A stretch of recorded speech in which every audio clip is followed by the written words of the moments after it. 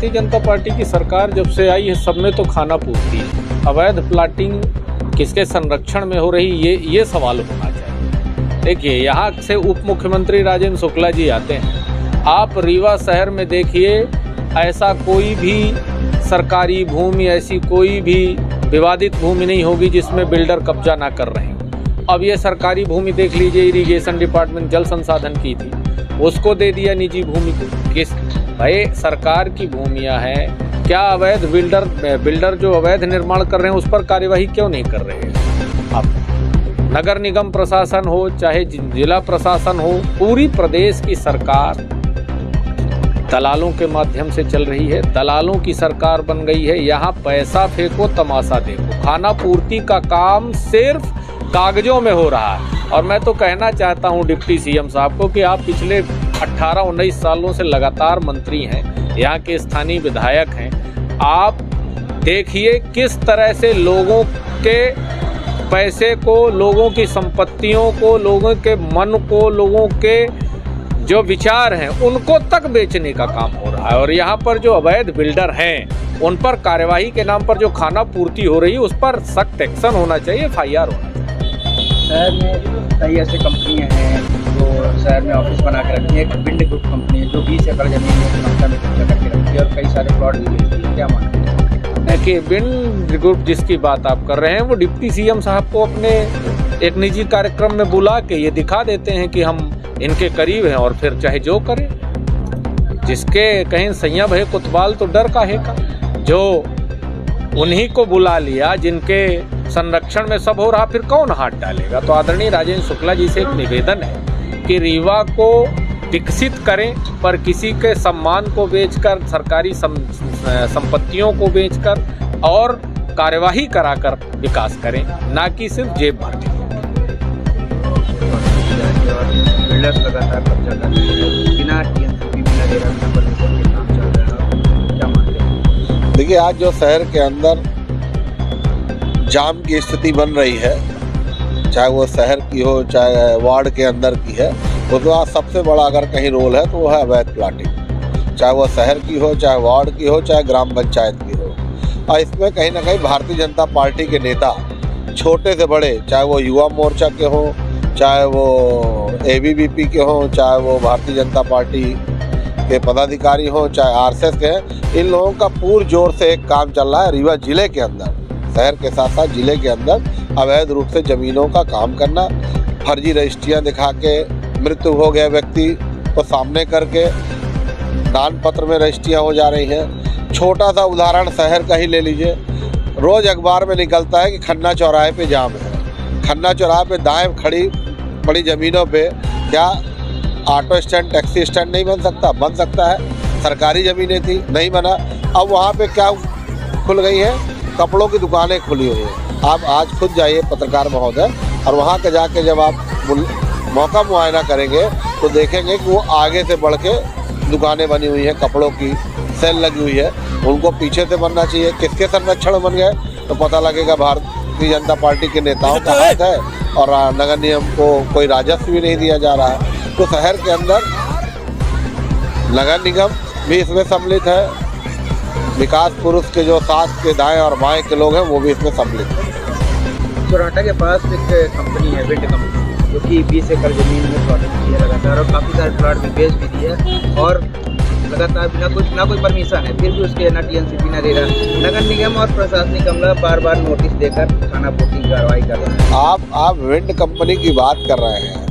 अभी भोपाल के अंदर त्रिशूल कंपनी का एक बड़ा छापा हुआ, उसमें सीधे सीधे इकबाल सिंह बैस, शिवराज सिंह चौहान और संजय पाठक का नाम सामने आया है। तो विंड कंपनी के भी पीछे किसी भारतीय जनता पार्टी के नेता का हाथ होगा। ये तो EOW, ID, लोकायुक्त, इनको देखना चाहिए ये कौन सी कंपनी है। बहुत सारी रीवा शहर के अंदर कंपनियां हैं, उनकी जांच होनी चाहिए। सत्ता पक्ष के बड़े नेताओं के साथ में फोटो खिंचवाते हैं, फिर सारी चीजें। देखिए, सत्ता पक्ष के नेता ने आजकल एक नया काम शुरू कर दिया है। आप एक छोटा सा उदाहरण, कहीं मत जाइएगा, शंकर जी के मंदिर का जीर्णोद्धार हो रहा है, अब वो है GDC के बगल में। उसमें आप खाली ये देख लीजिए कौन कौन लोगों ने दान दिया है उस मंदिर को बनाने के लिए। कौन कौन सारे लोगों ने, जो भ्रष्टाचार का पैसा था, उनको लगा कि यहाँ पे हम दान दे देंगे तो गंगा जी की तरह हमारा संस्थान पवित्र हो जाएगा, तो जो दान दाताओं की लिस्ट निकालेंगे उसमें आधे लोग जमीन का काम करते हैं। तो मैं आपसे आग्रह करूंगा कि शंकर जी के मंदिर जो कोठी कंपाउंड का जीर्णोद्धार हो, उसकी लिस्ट राजेंद्र शुक्ला जी से मांगे किन किन लोगों ने सहायता राशि दी है, और उनका व्यापार आप देख लेंगे तो दूध का दूध पानी का पानी। क्या मानते हैं पूरी तरह से भारतीय जनता पार्टी का सहयोग? यार 50 किलो सोना मिल गया, 10 करोड़ रुपए गाड़ी के अंदर मिल गया। रीवा के अंदर राजेंद्र शुक्ला से इर्द गिर्द जिन लोग काम कर रहे हैं उनके घर में ईडी नहीं दिखाई दे रही है, उनके घर में लोकायुक्त नहीं जा रही है, उनके घर में ईओडब्ल्यू क्यों नहीं जा रही है? राजेंद्र शुक्ला की 10 ऐसी कंपनी के लोग हैं रीवा शहर के अंदर, नाम है बंसल वाला है, समदड़िया है, बहुत सारे ऐसे नाम हैं, उनके घर में आज तक छापा क्यों नहीं पड़ रहा साहब? नगर पालिक निगम रीवा के 45 जो वार्ड हैं उसमें सभी वार्डों में अवैध रूप से प्लाटिंग हो रही है। इस विषय को लेकर हमने माननीय महापौर, माननीय आयुक्त रीवा संभाग रीवा, माननीय आयुक्त नगर निगम और माननीय कलेक्टर महोदय, अनुविभागीय अधिकारी को पत्र लिखकर अवैधानिक रूप से जो शासन के रेगुलेशन है कि 45 वार्डों में रीवा से रीवा, रतहरा, करहिया, चुराहटा या बिछिया, निपनिया, ये सभी क्षेत्रों में अवैध रूप से जो प्लाटिंग चल रही थी, अनुभाग रीवा के भी अंतर्गत जो अवैध प्लाटिंग चल रही थी, इस विषय को लेकर हमने टीएनसीपी रेरा डायवर्सन लागू है, बिना टीएनसीपी के पहले टीएनसीपी करिए, उसके बाद प्लाटिंग करिए, डायवर्सन जमा करिए, उसके बाद आप प्लाट काटिए। यहाँ पर रेरा एक्ट 2016 के नियम जो लागू हैं उसको आगे क्रियान्वयन करिए, लागू करिए, उसके बाद जो भी है वो करिए, रेगुलेशन के अंतर्गत करिए। पर हमने कई बार आवेदन आपके सामने दिखा दे रहे हैं कि हमने कई आवेदन दिए हुए हैं। ये नगर निगम कमिश्नर साहब को, माननीय महापौर साहब को हमने आवेदन दिया है कि लगातार करहिया पर, चुराहटा पर, बिछिया पर, रतहरा पर शासन के नियमों के विपरीत लगातार अवैध रूप से प्लाटिंग की जा रही है, जिसमें शांति इंफ्रा करके जो है उनके द्वारा जो उपेंद्र सिंह है, इसके बाद करहिया में राजस्व निरीक्षक तहसील हुजूर रीवा में जो भूमि खसरा क्रमांक 363, 366 आराजी के तौफीक उनका खान साहब उनका नाम है, इस प्रकार की वो प्लाटिंग कर रहे हैं। रतहरा में भूमि 110 एकड़ है, जो वह भूमि सीलिंग एक्ट की भूमि है, जिसका मुकदमा राजस्व न्यायालय में आज भी चल रहा है, रेवेन्यू बोर्ड में चल रहा है। उस जमीन को कूट रचित अन्य दस्तावेजों के माध्यम से आपने अखबारों में, प्रिंट मीडिया में देखा होगा, वो लगातार चल रहे हैं, इस हादसे की जानकारी आ रही है।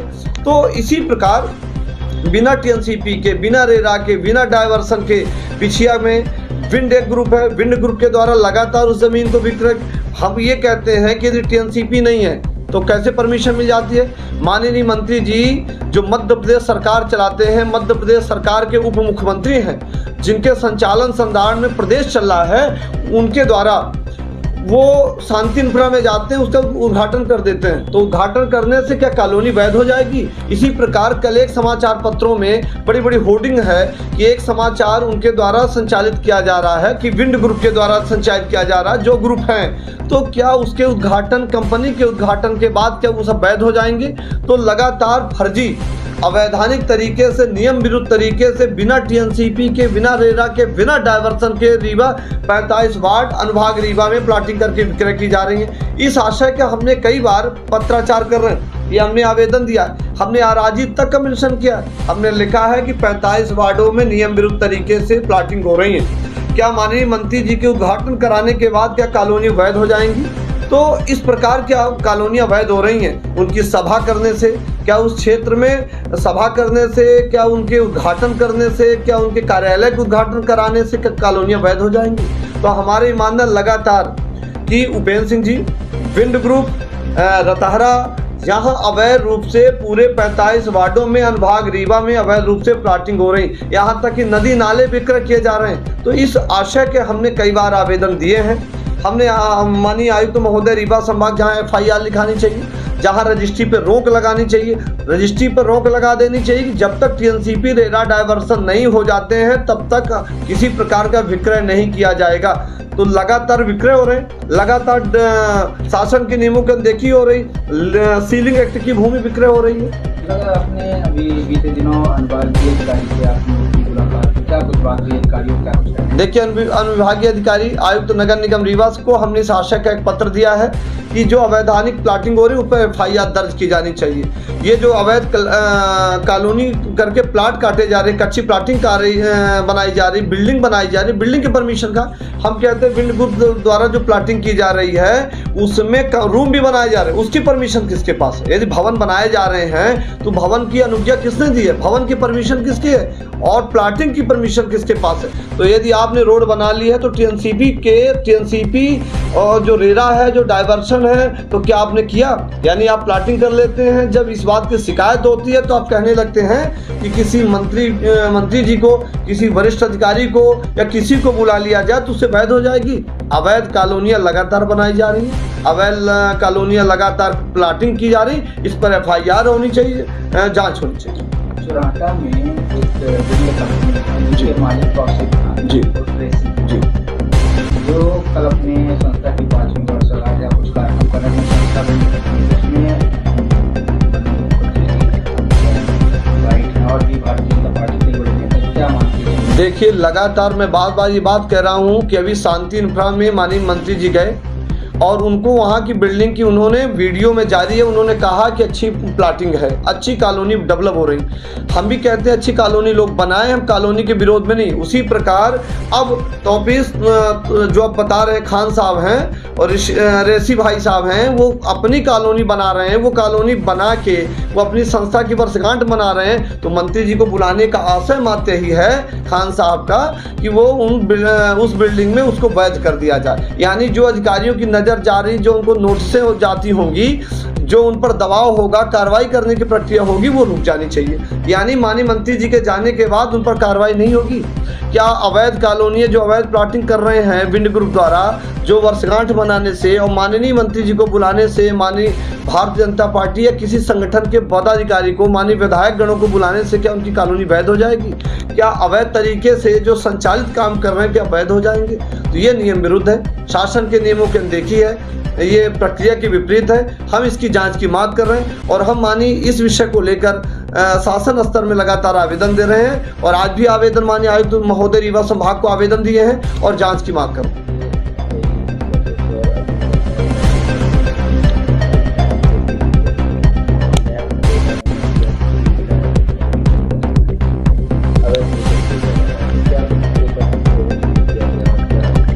नगर निगम सीमा क्षेत्र में आने वाली ऐसी कोई भी कॉलोनी जो अवैध तरीके से डेवलप हो रही है, जिसमें एग्जीक्यूटिव परमिशंस जो भी रूल ऑफ लॉ के तहत ली जानी चाहिए वो नहीं ली जा रही हैं, उसमें नगर निगम को निर्देशित किया गया है कि वो ऐसी अवैध कॉलोनियों का चिन्हांकन करें और जो मध्य प्रदेश कॉलोनाइजर एक्ट है उसका तारतम्य में उसका पालन सुनिश्चित करें और कोई भी यदि अवैध प्लॉटिंग या अवैध कॉलोनाइजेशन करता है तो उनके विरुद्ध सुसंगत जो धाराएं हैं उनमें कार्रवाई करें, जिसमें सबसे पहले कार्रवाई करने के लिए उसमें FIR करना जरूरी है, तो वो नगर निगम को निर्देशित किया गया है। सेम प्रकार की व्यवस्था जो है वो नगरीय सीमा के बाहर संबंधित SDM जिसमें प्राधिकृत अधिकारी हैं कि वो अपने अपने क्षेत्र में ऐसी जगहों का चिन्हांकन करें और यदि कोई अवैध कॉलोनी कहीं विकसित होती पाई जाती है तो वहाँ पर कार्रवाई करें।